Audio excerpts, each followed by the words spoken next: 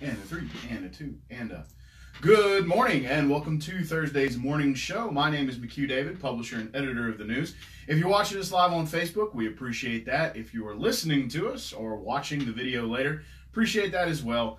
We're always appreciative of the community support that we get here at the news. These guys over here in the editorial department and the sales department are working hard to make sure that you get what you need from our business. So thank you for supporting us. Thanks for joining us this morning. We are on Facebook, Twitter, LinkedIn, Instagram, and YouTube. We're twice a week in print. We're also online, www.livingstonparishnews.com.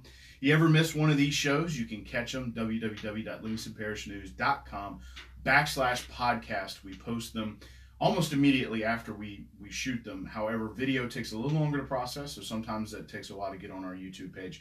But the audio version goes up real quick. I promise that we all sound a lot better after we've been heavily edited. So please check those out. If you ever miss one of these shows, just know that you can go back and catch them. Again, that's www.livingstonparishnews.com/podcast.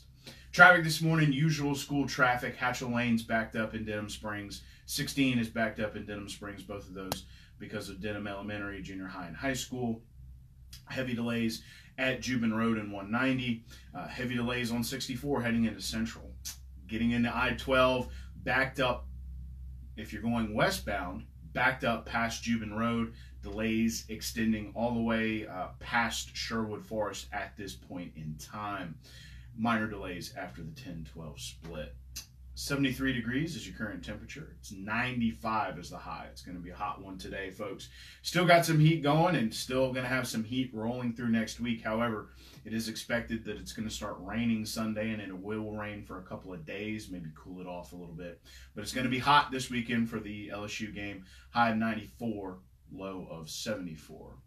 Let's jump into it today. Just a reminder that we have a story about Miss Delia Taylor online. It's at www.livingstonparishnews.com/news. It is also in our Thursday edition. It discusses some of the issues that were brought up and some of the ways that she is working through them. 4 total issues, actually. She was accused of enrichment by taking money from her husband, Jeff Taylor's campaign. That is untrue. There are receipts that have been accepted and written into the record by campaign finance.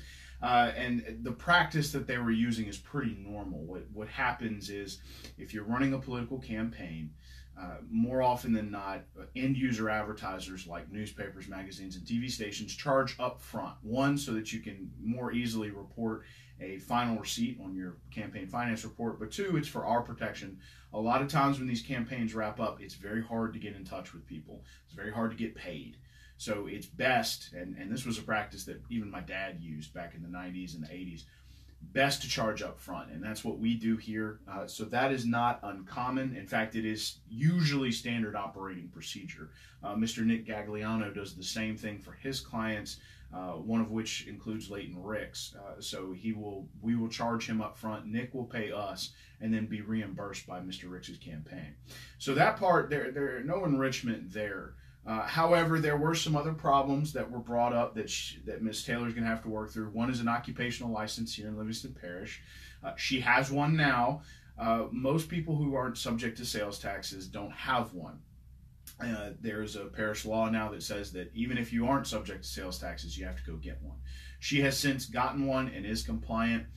Ms. Kelly Hennessy Dickerson of the school board inquired as to whether or not it was legal for the school board to do business with Delia Taylor. According to their lawyer, Mark Boyer, it is legal. There is no issue there on behalf of the school board. The final problem which she and her husband will have to wait on is whether or not they will be levied a fine or some sort of investigation from campaign finance.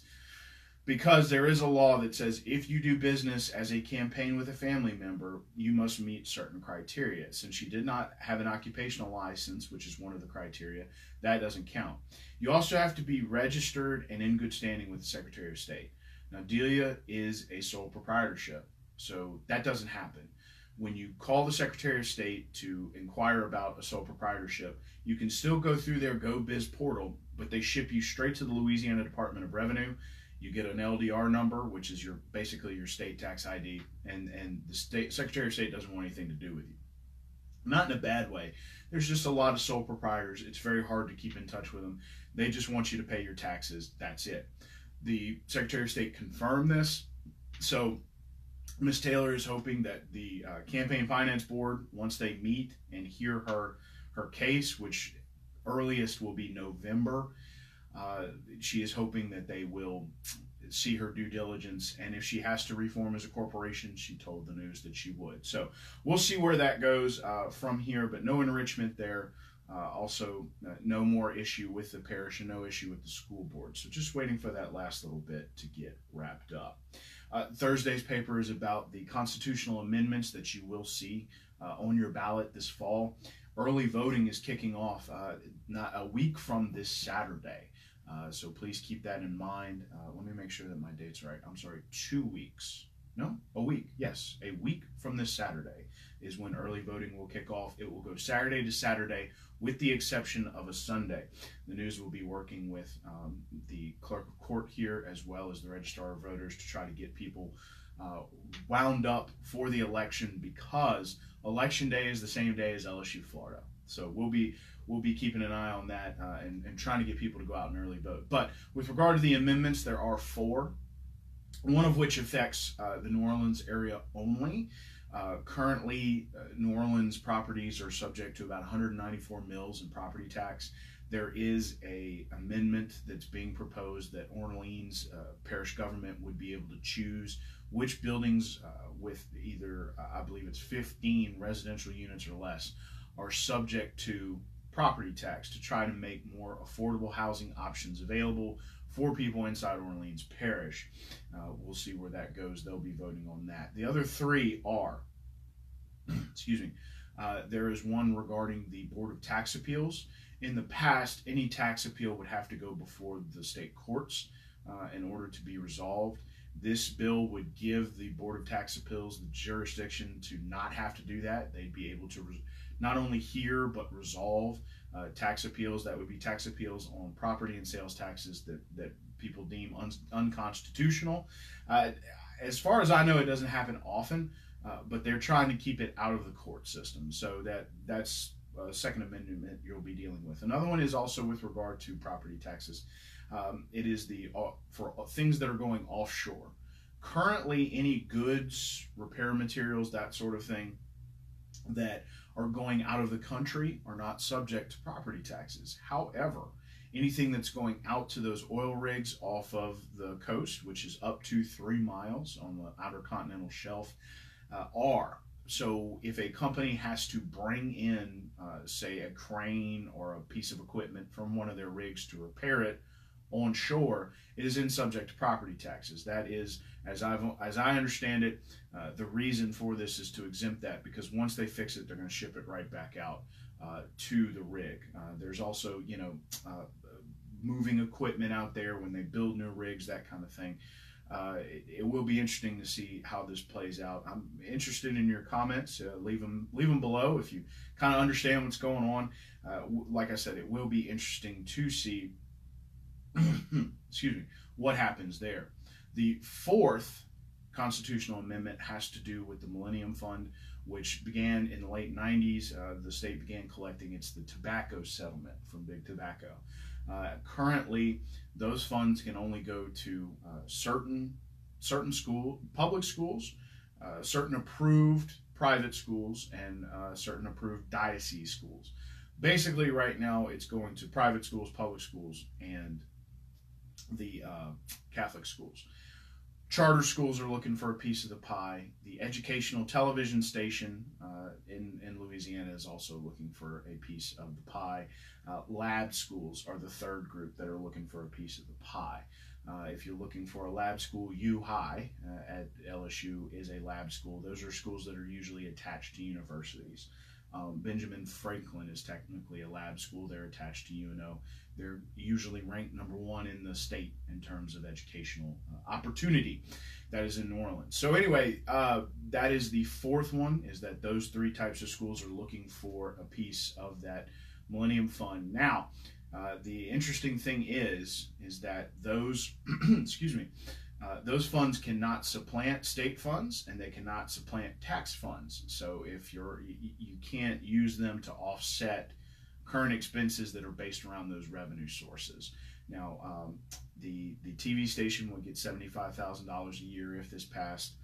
Charter schools would get $75,000 per year plus a per pupil allotment, and lab schools would be available or would be eligible for a per pupil allotment. So those are the 4 amendments. It's hard to talk about them. I'd suggest that you read them. It will be online, www.livingstonparishnews.com. Please remember, it's just $5 a month. $5 a month for an online subscription. It is at www.livingstonparishnews.com/news. That story will come out at noon. It is also in our Thursday paper if you want to go pick that up. It's the magazine style, $2 for that. The Master Plan Committee met Tuesday night for the first time since the announcement that the Parish Council will be pursuing Envision Livingston, the 2013 Master Plan. They were supposed to meet with David Bennett, who is the head of LEDC, regarding the economic corridor, which is supposed to be a 1.5 mile stretch, both north and south of I-12, so roughly a 3-mile stretch, where focused zoning and economic development was supposed to happen, create more jobs, keep people here, increase the tax base, and be kind of a welcome wagon for people getting off the interstate. Mr. Bennett, as I understand it, was not there, so the Master Plan Committee discussed going before the Parish Council. Parish Council Chairman Shane Mack did come talk to him. According to Chairman Gerald Burns, who is the chairman of the Parish Master Plan Committee, they're looking for direction. And he said that at the meeting where they introduced the ordinance to adopt the old master plan. He said, we just need some direction. So we'll see where that goes. Not sure if they will be at the Parish Council tonight. We will see. But that's where the Master Plan Committee stands. They're kind of in limbo, not sure where to go, waiting for some instruction from the Parish Council. Tonight, you've got a full Parish Council meeting. There is an executive session tucked in at the end, so it'll be interesting to see how much discussion goes on with some of these items. Let's run through them real quick. Grinder pumps is back on the agenda. This was vetoed by Parish President Leighton Ricks. There was a ordinance passed that would require disclosures of grinder pumps in real estate transactions. It put the onus on both the owner and the real estate agent, and there would be punishments for real estate agents that did it. There was some concern on behalf of the parish president that levying a punishment on a state-issued license could be problematic for the parish. He asked if the parish council would rewrite the ordinance without the real estate agent portion in it, and then the parish would seek another route to get that included on disclosure forms by going to the Baton Rouge Area Realtors Association. The parish council agreed, but it has to be reintroduced. There will be a public hearing later in September, so I'm sure that will pass. That whole situation came about because of a subdivision called Serene Acres off of Wax Road in Denham Springs. This is in Parish Councilman Bubble Harris's district. All of the homes have grinder pumps, and they are consistently going out because the electrical wiring to them is not good enough, so they're not getting enough volts. The horsepower is not big enough for the house to, if you're wondering what grinder pumps do, I've said it before on the show, I'll say it again, they're sewer implements that do exactly what you think they do. So the horsepower wasn't enough, the containers on the grinder pumps weren't big enough, and the intake and outflow pipes weren't big enough either. So there was a lot of misconception when these folks bought these homes about what a grinder pump is, and as time has gone on, owners, specifically Mr. Eric Carroll, have spent tens of thousands of dollars to replace this and have learned a lot about grinder pumps. There's also some interesting background information regarding the reports that were issued on that subdivision, especially sort of the clear to build and final permitting done when the home was complete. They checked it off on those grinder pumps.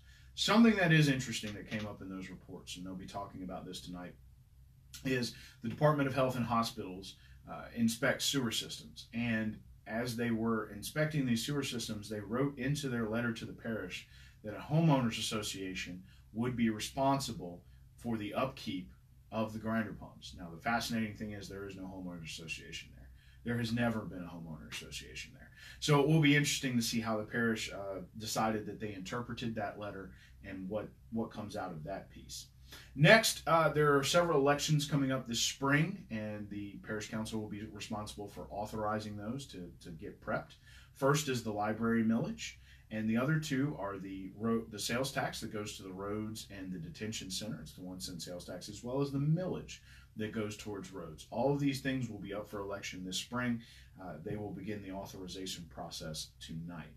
There's a $4.5 million sewer bond for Sewer District 2 that is on the agenda for tonight. That will be those funds will be used for expansion and to add gravity lines in some areas and some force mains. Will be interesting to see how that money gets spent exactly after that bond issuance is complete. Mr. Jim Ryan will be there. He's a governmental finance expert, and he's there. He'll melt some minds, I'm sure. The penalties for commercial permitting, that will probably be tabled, according to Maurice Scooter-Keene. He had tabled it before because there were still some details to be worked out. Those details have not been worked out as of yet, so that may come back up on September 26th. It may come back up the Thursday right before election. Yes, folks, there is a parish council meeting on October 10th, right before the election. Should be a doozy, but we shall see. But that is on the agenda tonight.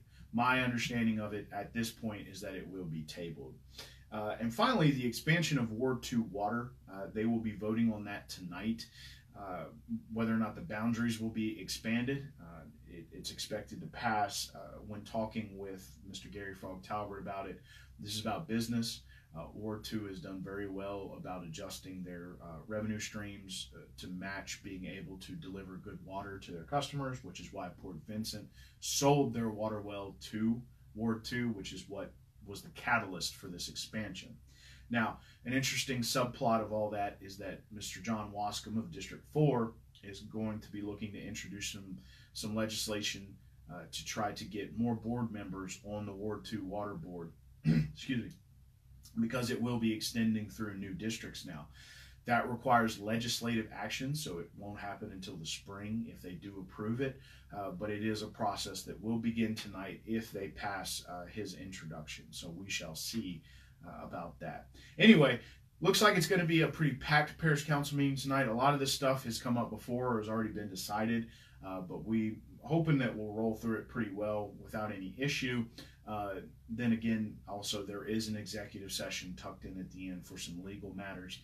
In a lot of cases, the press and the public are not allowed in those because maybe legal action hasn't already occurred or might occur, but there is no official docket. So the parish is dealing with private citizens who have private concerns or private legal concerns, and until some sort of suit is filed, that is not public record. So we will see what they discuss with those folks tonight.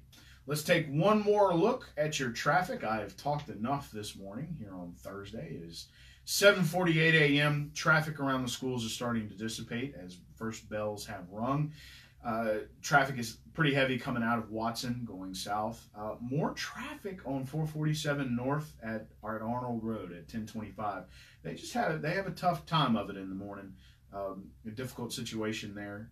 Will be interesting to see. As mentioned yesterday, there was someone on Facebook saying they need a roundabout there. There must be some pretty heavy traffic. A lot of subdivisions up there, people coming down trying to get to I-12. Now, if you get on I-12, heavy delays backed up past Jubin this morning. Slow going into Baton Rouge heading westbound. Minor delays after the 10-12 split. Minor delays at 190 4-H Club Road and River Road, of course, as people are trying to get into Baton Rouge. Heavy delays on 64 and Magnolia Beach. It looks like there might be a wreck there. Traffic starting to back up. Lots of red. Weather today, it's currently 73 degrees. 95 degrees is your high. 10% chance of rain. Is mostly going to be sunny. It's going to be a hot one, folks. Still being hot. Sunday, we're supposed to start getting some rain. It's still going to be warm next week, but there's a little bit of a cool off, or at least hoping for a little bit of a cool off. Again, my name is McHugh David, publisher and editor of the news. Appreciate you being here this morning with us on the Livingston Parish News Morning Show. We publish these at 7:30 a.m., 4:30 p.m. We've got a special football show coming up that I'm about to sit down with an hour or within an hour and speak with William Weathers and Rob DeArmond about what's going on with football. We're going to publish that later this afternoon. We're excited to hear your feedback about it. So please keep an eye out for that. We're on Facebook, Instagram, LinkedIn, YouTube, and Twitter. We'd appreciate your likes, shares, follows, subscriptions in those areas. We're twice a week in print, Thursdays and Saturdays. We're also online, www.livingstonparishnews.com. You can find these shows, if you ever miss them, at www.livingstonparishnews.com/podcast. Please check them out there. We have video versions as well as audio. The edited audio sounds wonderful. I don't mind telling you. A lot better than my normal voice, that is. And we just want to remind folks, because we found a lot of folks that are even close to the news don't understand that it's $5 a month online. That's it. $5 per month online. If you're having trouble staying logged in, it is not $5 an article. It's not $5 a week. It's $5 a month. Again, if you're having trouble staying logged in, please give us a call, 225-665-5176. Thanks again for joining us this morning. We hope you have a great Thursday, and keep an eye out for that football show this afternoon, and keep an eye on Facebook and Twitter. We will be posting updates from the Parish Council meeting tonight. Thanks.